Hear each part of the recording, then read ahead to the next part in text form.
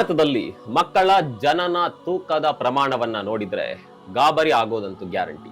ಕಡಿಮೆ ತೂಕದೊಂದಿಗೆ ಹುಟ್ಟುತ್ತಿರುವ ಮಕ್ಕಳ ಪ್ರಮಾಣ ಹೆಚ್ಚಾಗ್ತಾನೆ ಇದೆ. ಮಗುವಿನ ಸರಾಸರಿ ಜನನ ತೂಕ ಸುಮಾರು 2.7 ರಿಂದ 2.9 ಕೆಜಿ ಇದ್ರೆ ಹಲವು ಯುರೋಪಿಯನ್ ದೇಶಗಳಲ್ಲಿ ಇದು ಸುಮಾರು 3 ರಿಂದ 3.6 ಕೆಜಿ ಇದೆ. ಜಗತ್ತಿನಾದ್ಯಂತ ಪ್ರತಿ ವರ್ಷ ಸುಮಾರು 2.5 ಕೋಟಿ ಮಕ್ಕಳು ಕಡಿಮೆ ಜನನ ತೂಕದೊಂದಿಗೆ ಹುಟ್ಟುತ್ತಾರೆ. ಇವರಲ್ಲಿ ಸುಮಾರು 52% ಮಕ್ಕಳು ದಕ್ಷಿಣ ಏಷ್ಯಾದಲ್ಲೇ ಜನಿಸಿರೋದು ಚಿಂತೆಗೆ ಒಳಪಡಿಸಿದೆ.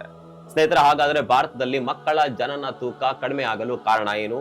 ಇದರ ಹಿಂದೆ ತಾಯಿಯ ವಯಸ್ಸು, ಪೋಷಣೆ, ರಕ್ತಹೀನತೆ ಸೇರಿದಂತೆ ಯಾವೆಲ್ಲ ಅಂಶಗಳಿದೆ ಎಲ್ಲವನ್ನ ತೋರಿಸ್ತೀವಿ. ಸ್ನೇಹಿತರ ನಮಸ್ಕಾರ, ಚರಿತ್ರೆಯ ಮತ್ತೊಂದು ವಿಡಿಯೋಗೆ ನಿಮಗೆಲ್ಲ ಪ್ರೀತಿಯ ಸ್ವಾಗತ.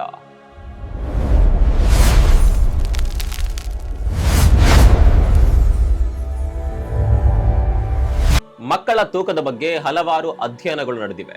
ವೈದ್ಯ ಚಿತ್ತರಂಜನ್ ಯಾಜ್ನಿಕ್ ಬ್ರಿಟಿಷ್ ಸಂಶೋಧಕರ ಸಹಯೋಗದೊಂದಿಗೆ ನಡೆಸಿದ ಅಧ್ಯಯನದಲ್ಲಿ ಪುಣೆಯ ಸುತ್ತಮುತ್ತಲಿನ ಗ್ರಾಮಗಳ ತಾಯಂದಿರು ಮತ್ತು ಅವರ ಮಕ್ಕಳ ಮಾಹಿತಿಯನ್ನ ಇಂಗ್ಲೆಂಡ್ನ ಸೌಥ್ಯಾಂಪ್ಟನ್ ಪ್ರದೇಶದ ತಾಯಂದಿರು ಮತ್ತು ಮಕ್ಕಳ ಮಾಹಿತಿಯೊಂದಿಗೆ ಹೋಲಿಸಿದ್ರು.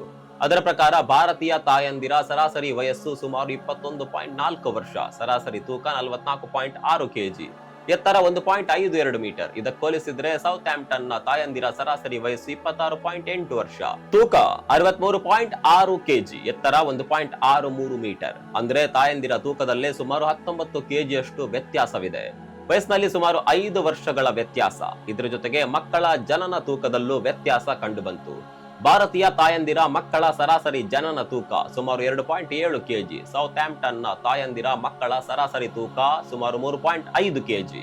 ಇಲ್ಲಿ ಸಂಶೋಧಕರು ಮಕ್ಕಳ ತೂಕವನ್ನ ಮಾತ್ರ ಅಳೆಯೋದಿಲ್ಲ, ತಲೆಯ ಅಳತೆ, ಕೈಯ ಸುತ್ತಳತೆ, ಹೊಟ್ಟೆಯ ಸುತ್ತಳತೆ ಹಾಗೂ ಚರ್ಮದ ಕೆಳಗಿನ ಕೊಬ್ಬಿನ ಪ್ರಮಾಣ ಸೇರಿದಂತೆ ಹಲವು ಅಂಶಗಳನ್ನ ಪರಿಶೀಲಿಸಿದ್ರು.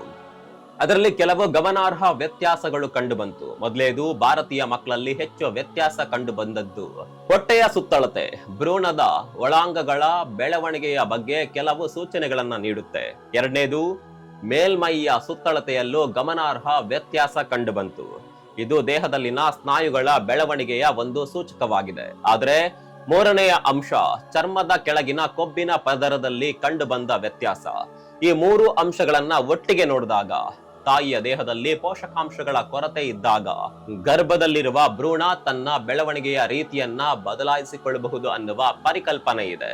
ಕೆಲವು ಸಂದರ್ಭಗಳಲ್ಲಿ ದೇಹದ ಅಂಗಾಂಗಗಳು ಮತ್ತು ಸ್ನಾಯುಗಳ ಬೆಳವಣಿಗೆ ಕಡಿಮೆ ಸಂಪನ್ಮೂಲ ಬಳಸಿಕೊಂಡು ಶಕ್ತಿಯನ್ನ ಸಂಗ್ರಹಿಸಿಕೊಳ್ಳುವ ರೀತಿಯ ಬೆಳವಣಿಗೆ ನಡೀಬಹುದು ಅಂತ ಸಂಶೋಧನೆಗಳು ಸೂಚಿಸುತ್ತವೆ. ಇದಕ್ಕೆ ಸಂಬಂಧಿಸಿದಂತೆ ಥಿನ್ ಫ್ಯಾಟ್ ಇಂಡಿಯನ್ ಬೇಬಿ ಎಂಬ ಪರಿಕಲ್ಪನೆಯು ಚರ್ಚೆಗೆ ಬಂದಿದೆ. ಅಂದ್ರೆ ಹೊರನೋಟಕ್ಕೆ ಮಗು ತೆಳ್ಳಗಿರಬಹುದು, ಆದರೆ ದೇಹದ ಒಳಗಿನ ಕೊಬ್ಬಿನ ಹಂಚಿಕೆ ಮತ್ತು ಚಯಾಪಚಯ ರೀತಿಯಲ್ಲಿ ವಿಭಿನ್ನ ಲಕ್ಷಣಗಳಿರಬಹುದು. ಸ್ನೇಹಿತರೆ, ಭಾರತದಲ್ಲಿ ವಿಶೇಷವಾಗಿ ನಗರ ಪ್ರದೇಶಗಳಲ್ಲಿ ಆಹಾರದ ಲಭ್ಯತೆ ಹಿಂದಿನ ಕಾಲಕ್ಕಿಂತ ಸಾಕಷ್ಟು ಹೆಚ್ಚಾಗಿದೆ. ಅಕ್ಕಿ, ರೊಟ್ಟಿ, ಸಕ್ಕರೆ, ಪ್ಯಾಕೇಜ್ಡ್ ಮತ್ತು ಸಂಸ್ಕರಿತ ಆಹಾರ ಸೇರಿದಂತೆ ಹಲವು ರೀತಿಯ ಆಹಾರಗಳು ಸುಲಭವಾಗಿ ಲಭ್ಯವಿದೆ. ಅಂತಹ ಪರಿಸರದಲ್ಲಿ ಗರ್ಭಾವಸ್ಥೆಯಲ್ಲೇ ಪೋಷಕಾಂಶಗಳ ಕೊರತೆಯ ಪರಿಸರಕ್ಕೆ ಹೊಂದಿಕೊಂಡ ದೇಹವು ನಂತರ ಹೆಚ್ಚಿನ ಕ್ಯಾಲೋರಿ ಮತ್ತು ಶಕ್ತಿಯ ಲಭ್ಯತೆಯ ಪರಿಸರವನ್ನ ಹೇಗೆ ಎದುರಿಸುತ್ತದೆ ಅನ್ನುವ ಪ್ರಶ್ನೆ ಉದ್ಭವಿಸುತ್ತೆ. ಅಪಾಯಕ್ಕೆ ಸಂಬಂಧಿಸಿದ ಕೆಲವು ಅಂಶಗಳು ಗರ್ಭಾವಸ್ಥೆಯಲ್ಲಿಯೇ ರೂಪುಗೊಳ್ಳಬಹುದು ಅನ್ನೋದನ್ನ ಸಂಶೋಧನೆಗಳು ಸೂಚಿಸುತ್ತವೆ. ಗರ್ಭಾವಸ್ಥೆಯಲ್ಲಿನ ತಾಯಿಯ ಪೋಷಣೆ, ಭ್ರೂಣದ ಬೆಳವಣಿಗೆ ಮತ್ತು ಮಗುವಿನ ಮುಂದಿನ ಜೀವನದ ಚಯಾಪಚಯ ಆರೋಗ್ಯದ ನಡುವೆ ಇರುವ ಸಂಬಂಧ ಮಾತ್ರ ಅತ್ಯಂತ ಮಹತ್ವದ ಸಂಶೋಧನಾ ವಿಷಯವಾಗಿದೆ. ಈ ಅಪಾಯಕ್ಕೆ ಕಾರಣಗಳನ್ನ ನೋಡುವಾಗ ತಾಯಿಯ ಮನಸ್ಸಿನ ಬಗ್ಗೆಯೂ ಯೋಚಿಸಬೇಕು. ಭಾರತೀಯ ತಾಯಂದಿರ ಸರಾಸರಿ ವಯಸ್ಸು 21.4 ವರ್ಷ. ಒಬ್ಬ ಹುಡುಗಿ 18, 19 ಅಥವಾ 20ನೇ ವಯಸ್ಸಿನಲ್ಲೇ ತಾಯಿಯಾದಾಗ ಆಕೆಯ ದೇಹದ ಬೆಳವಣಿಗೆ ಸಂಪೂರ್ಣವಾಗಿ ಮುಗಿದಿರಬೇಕೆಂದೇನಿಲ್ಲ. ಮೂಳೆಗಳು, ದೇಹದ ಅಂಗಾಂಗಗಳು ಸೇರಿದಂತೆ ಆಕೆಯ ದೇಹ ಇನ್ನೂ ಕೂಡ ಬೆಳೀತಾ ಇರಬಹುದು. ಹೀಗಾಗಿ ಆಕೆಯ ದೇಹದ ಮುಂದೆ ಒಂದೇ ಸಮಯದಲ್ಲಿ 2 ದೊಡ್ಡ ಜವಾಬ್ದಾರಿಗಳಿರ್ತಾವೆ. ತನ್ನದೇ ದೇಹದ ಬೆಳವಣಿಗೆ ಮತ್ತು ಆರೋಗ್ಯವನ್ನ ಕಾಪಾಡಿಕೊಳ್ಳೋದ್ರ ಜೊತೆಗೆ ಗರ್ಭದಲ್ಲಿರುವ ಮಗುವಿನ ಬೆಳವಣಿಗೆಗೆ ಬೇಕಾದ ಪೋಷಕಾಂಶಗಳನ್ನ ಒದಗಿಸುವುದು ಮುಖ್ಯವಾಗಿರುತ್ತೆ. ಪೋಷಕಾಂಶಗಳು ಸಾಕಷ್ಟು ಲಭ್ಯವಿಲ್ಲದಿದ್ದರೆ ಈ 2 ಪ್ರಕ್ರಿಯೆಗಳ ಮೇಲೂ ಪರಿಣಾಮ ಬೀರಬಹುದು. ಅಂದ್ರೆ ತಾಯಿಯ ಪೋಷಣೆಯು ಹಿಂದುಳಿಯಬಹುದು, ಮಗುವಿನ ಬೆಳವಣಿಗೆಯ ಮೇಲೂ ಪರಿಣಾಮ ಬೀಳಬಹುದು. ಹಾಗಾಗಿ ಗರ್ಭಾವಸ್ಥೆಯಲ್ಲಿ ತಾಯಿಗೆ ಅಗತ್ಯವಾದ ಪೋಷಕಾಂಶಗಳನ್ನ ಕಡಿಮೆ ಮಾಡುವುದು ತಾಯಿ ಮತ್ತು ಮಗುವಿನ ಆರೋಗ್ಯಕ್ಕೆ ಅಪಾಯಕಾರಿಯಾಗಬಹುದು. ಹೀಗಾಗಿ ಮಗುವಿನ ಜನನ ತೂಕ ಕೇವಲ ವೈದ್ಯಕೀಯ ಸಮಸ್ಯೆಯಾಗಿಲ್ಲ, ಅದು ಸಾಮಾಜಿಕ ಸಮಸ್ಯೆಯೂ ಹೌದು.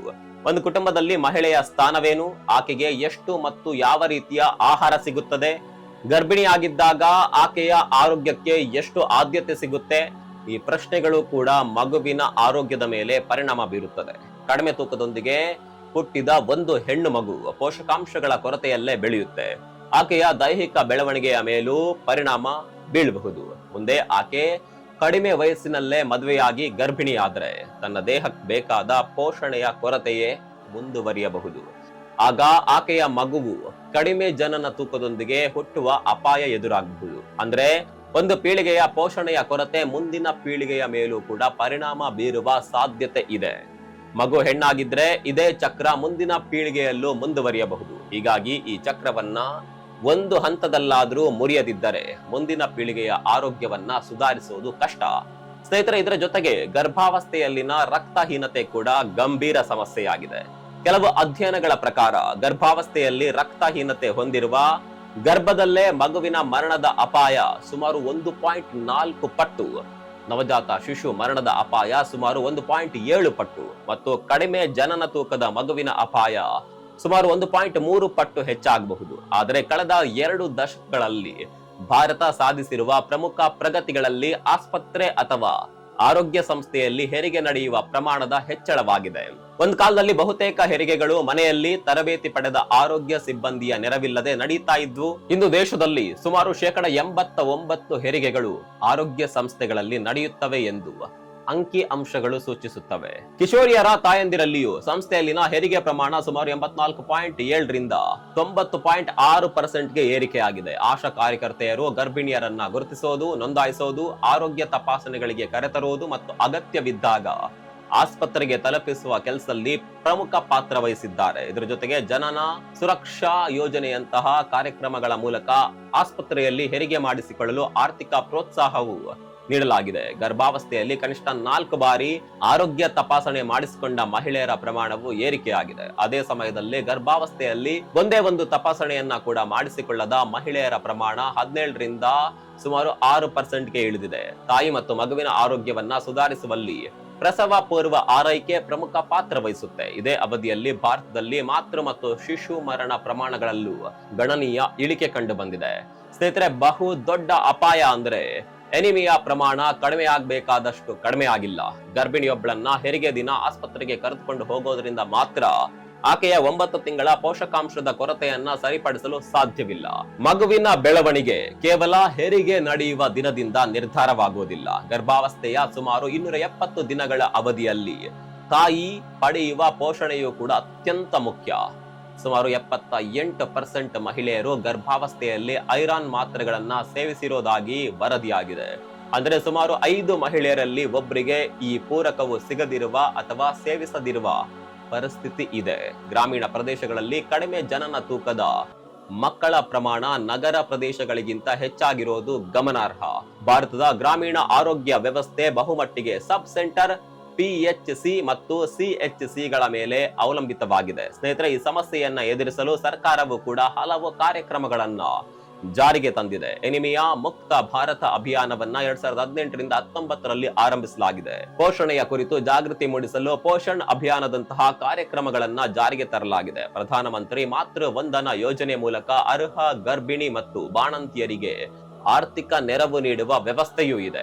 ಐರನ್, ಪ್ರೋಟೀನ್ ಮತ್ತು ಸಮತೋಲಿತ ಆಹಾರ ಇವುಗಳನ್ನ ಕೇವಲ ಗರ್ಭಾವಸ್ಥೆಯಲ್ಲಿ ಅಷ್ಟೇ ಅಲ್ಲ, ಅದಕ್ಕೂ ಮುಂಚೆಯೇ ಆದ್ಯತೆಯಾಗಿ ನೋಡಬೇಕು. ಎನಿಮಿಯಾ ವಿರುದ್ಧ ಹೋರಾಡಲು ಐರನ್ ಮಾತ್ರೆಗಳನ್ನ ವಿತರಿಸಿದ್ರೆ ಸಾಕಾಗೋದಿಲ್ಲ.